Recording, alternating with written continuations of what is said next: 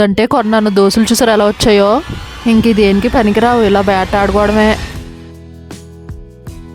కావాలని ప్రమాదాన్ని కొని తెచ్చుకున్నట్టు. మార్పు వంటగదిలోంచే స్టార్ట్ అవ్వాలండి. ఇలాంటివి కుక్వేర్ మీరు ఇంకా యూజ్ చేస్తుంటే కనుక ఇప్పుడే ఆపేసేయండి. అలాగే ప్లాస్టిక్ చాప్ బోర్డ్ అయితే నేను యూజ్ చేసేదాన్ని. ఇంత ప్లాస్టిక్ వస్తుంది అంత కొంచెం అవేర్నెస్ వచ్చిన తర్వాత అది మానేసి వుడెన్ అయితే వాడుతున్నాను. ఇప్పుడు నాన్ స్టిక్ విషయానికి వస్తే చాలా తేలిగ్గా ఉంటుంది, త్వరగా కుక్ అవుతుంది, అలాగే ఎక్కువ ఆయిల్ యూజ్ అవుతుంది. మనం అన్ని వంటలు అన్ని కూడా అందులోనే చేయడానికి ఇష్టపడతాం. అలాగే దోశ పాన్ కూడా చాలా లైట్ వెయిట్ గా ఈజీగా క్లీన్ చేసుకోవచ్చు అని వాడతాం. కానీ కోటింగ్ పోతుందండి కంపల్సరీ కొన్ని రోజుల తర్వాత. అయినా కానీ మనం వాడేస్తూ ఉంటాం. అదంతా మనకి ఫుడ్ అతుక్కోకుండా ఉండడానికి టెఫ్లాన్ కోటింగ్ వేస్తారు కదా. ఆ టెఫ్లాన్ హీట్ చేసినప్పుడు చాలా కెమికల్స్ అయితే రిలీజ్ చేస్తుంది. ప్రస్తుతానికి హెల్త్ ప్రాబ్లమ్స్ ఏం రాకపోయినా కానీ లాంగ్ వేలో చాలా ప్రాబ్లమ్స్ అయితే వస్తాయండి. క్యాన్సర్ కూడా కాస్ట్ చేస్తుంది అని చెప్తున్నారు. సో మనం జాగ్రత్తగా ఉండాలి. అలాగే లేడీస్ కి చాలా చాలా ప్రాబ్లమ్స్ అయితే వస్తాయి. పీసీఓడి, హార్మోన్ ఇంబాలెన్స్ ఇవన్నీ కూడా వస్తున్నాయని మనకి టెస్టుల్లో అయితే తెలిసినాయి. సో ఇప్పుడే మీరు అవన్నీ కూడా చేంజ్ చేసేసి టెస్ట్ చేయడానికి అయితే మారండి ప్లీజ్.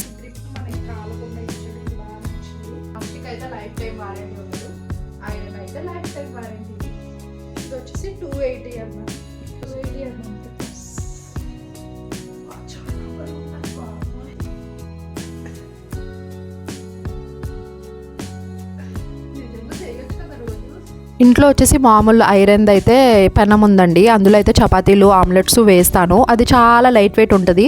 అది ఫాస్ట్ కుకింగ్ వాటికే యూజ్ అవుతుంది అనమాట. నార్మల్ తవ్వ అనేది. ఈ క్యాస్ట్ ఐరన్ వచ్చేసి స్లోగా మనం కుక్ చేసుకోవడానికి అయితే యూజ్ అవుతుందండి. నార్మల్ దాని మీద అయితే దోశలు అస్సలు రానే రావు. త్వరగా మధ్యలో అయితే మాడిపోతూ ఉంటుంది అనమాట. సో అందుకే క్యాస్ట్ ఐరన్ యూజ్ చేయాలి దోశలకి. మామూలు ఏమన్నా అట్టులు, తప్పం అది వేసుకోవడానికి.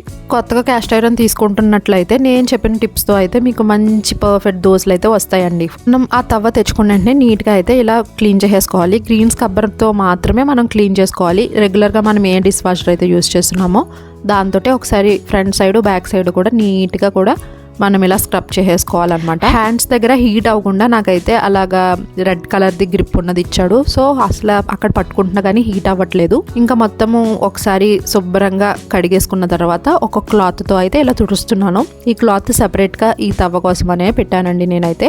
ఇలా నీట్గా ఒకసారి తుడిచేసుకున్న తర్వాత కింద ఆల్రెడీ స్టవ్ అనేది లో ఫ్లేమ్లో పెట్టుంచాను. ఇంకా ఆయిల్ అయితే ఇలా అప్లై చేసేసుకుంటున్నానండి బ్రష్తో. అంచులకు కూడా మొత్తం స్ప్రెడ్ అయ్యేటట్టు ఇలా ఫ్రంట్ సైడ్, బ్యాక్ సైడ్ కూడా లైట్గా ఆయిల్ అనేది ఫుల్గా స్ప్రెడ్ చేసుకోవాలి తవ్వకి.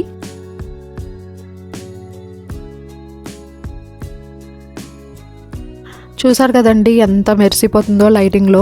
నేనైతే దోశలకు ఆల్రెడీ ఉంచాను నానబెట్టేసి మార్నింగే. ఇప్పుడు మిక్సీ వేసేసుకోవాలి. ఇప్పుడు గేమ్ చేంజర్ వచ్చేసి ఆనియన్స్ అనమాట. ఆనియన్స్ ఇలా చిన్న చిన్నగా కట్ చేసేసుకుని ఆయిల్ మీద అయితే వేసి ఒకసారి ఇలా కలుపుకుంటూ ఉండాలి. అప్పుడప్పుడు మనకి చిన్న పొగలా వస్తుంది ఆయిల్ వేసాం కాబట్టి. అది న్యాచురలే, ఎందుకంటే కింద ఆల్రెడీ స్టవ్ అనేది లో ఫ్లేమ్లో పెట్టాం కాబట్టి. ఇంకా ఇలా ఆనియన్స్ అనేది బ్రౌన్ కలర్ ఫుల్ కంప్లీట్గా గోల్డెన్ బ్రౌన్ కలర్ వచ్చే వరకు కూడా అలానే ఉంచాలండి. టైం పడుతుంది, చాలా టైమే పడుతుంది అయినా కానీ ఓపిక్గా మనం అప్పుడప్పుడు కలుపుకుంటూ ఉండాలి. ఇంకా మెయిన్ డిఫరెన్స్ వచ్చేసి క్యాస్ట్ ఐరన్ సర్ఫేస్ చాలా రఫ్గా ఉంటుంది. మామూలు ఐరన్ తవ్వ అయితే చాలా స్మూత్గా భలే ఉంటుంది. చూసారు కదండి కంప్లీట్గా బ్రౌన్ కలర్ అయిపోయింది. ఇంకేంటి తీసేసి క్లీన్ చేసేసుకోవడమే అనుకుంటున్నారా?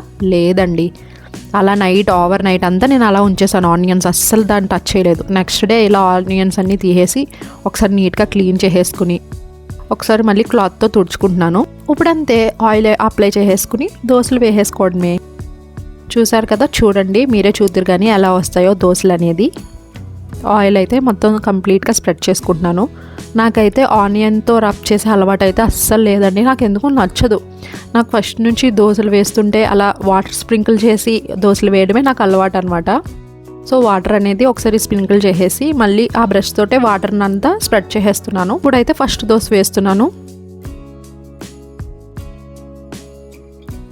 సార్ కదా దోశ వేసాను కానీ బబుల్స్ అయితే రాలేదు.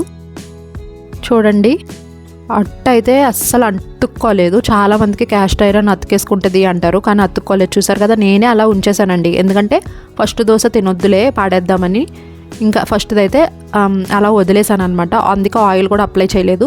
మీకు చూపించాను చూసారు కదా, అస్సలు పెనంకి అయితే అతుక్కోలేదు. నెక్స్ట్ మళ్ళీ వాటర్ అయితే స్ప్రింకిల్ చేసేసుకుని నెక్స్ట్ దోశ వేసేస్తున్నాను. చూసారు కదా, ఈ దోశ వేస్తుండగానే అలా బబుల్స్ అనేది ఫామ్ అయింది. చూసారు కదా, ఇప్పుడైతే కొంచెం ఆయిల్ అయితే వేసేసి, చూసారు కదా ఎంత ఈజీగా తిరిగిపోతుందో. అస్సలు నేను చెప్పిన ప్రాసెస్ మీరు ఫాలో అయితే అస్సలు దోశలు అనేది పెనంకి అతుక్కోదు. మెయిన్గా మీరు గుర్తుపెట్టుకోవాల్సింది ఒకటే, హై ఫ్లేమ్లో పెట్టకూడదు. హైకి సిమ్కి మధ్యలో మీడియం ఫ్లేమ్లో పెట్టాలి. అలాగే పెద్ద పొయ్యి మీద మాత్రమే పెట్టాలి. చిన్న పొయ్యి మీద పెడుతుంటే హీట్ అనేది మొత్తం అంతా స్ప్రెడ్ అవ్వట్లేదండి. ఇప్పుడు మీడియం ఫ్లేమ్లో పెట్టుకోండి పెద్ద పొయ్యి మీద. చూసారు కదా, నెక్స్ట్ డే నేనైతే అట్టులు కూడా వేసాను. అంటే ఇడ్లీ పిండితో అట్టులు కూడా వేసాను. చాలా బాగా వచ్చినాయి అట్టులు కూడా. ఇంకా నిజం చెప్పాలంటే టేస్ట్ చాలా బాగుందండి. ఇంకా నేనైతే విచ్చలవిడిగా ఎగ్ దోశలు, ఇంకా మసాలా దోశ అన్నీ కూడా వేసేస్తున్నాను. ఇంకా పెసరట్టు ఒకటే బ్యాలెన్స్ ఉంది. మీరు కూడా తప్పకుండా క్యాస్టర్ ఐరన్కి షిఫ్ట్ అయిపోండి ఇమీడియట్గా ఇప్పుడే. ఎన్నో విషయాలకి మనమైతే డబ్బులు వేస్ట్ చేస్తూ ఉంటాము, కానీ మీరు మాత్రం ఇది అసలు నిర్లక్ష్యం చేయొద్దు. మరీ హీట్ అయిపోతే మధ్యలో మాడిపోతాయి అనమాట. అలాంటప్పుడు సిమ్లో పెట్టేసుకుని ఒకసారి వాటర్ స్ప్రింకిల్ చేసేసుకోవాలండి. ఇంకా సీజనింగ్ ఎలా చేయాలనేది చెప్తాను. ప్రతిసారి మీరు దోశలు వేసేసుకున్న తర్వాత నీట్గా వాష్ చేసేసుకుని ఒకసారి తడి అంతటిని కూడా తుడిచేసుకోవాలన్నమాట క్లాత్తో. అసలు తడి ఎక్కడ ఉండకుండా తుడిచేసుకుని జస్ట్ లైట్గా ఆయిల్ అనేది అప్లై చేసేసుకుని ఏదైనా ఒక ప్లేస్లో మీరు స్టోర్ చేసేసుకోవచ్చు. నేను ఇంకా రెగ్యులర్గా అన్ని దీని మీదే వేస్తాను కాబట్టి నాకైతే చాలా బాగా యూజ్ అవుతుందండి. చూసారు కదా ఎంత బాగుందో. మనం వాడే కొద్దీ చాలా బాగుంటది అనమాట క్యాస్ట్ ఐరన్. వీడియో నచ్చితే లైక్ చేసి ఛానల్కి సబ్స్క్రైబ్ చేసుకోండి. Thank you.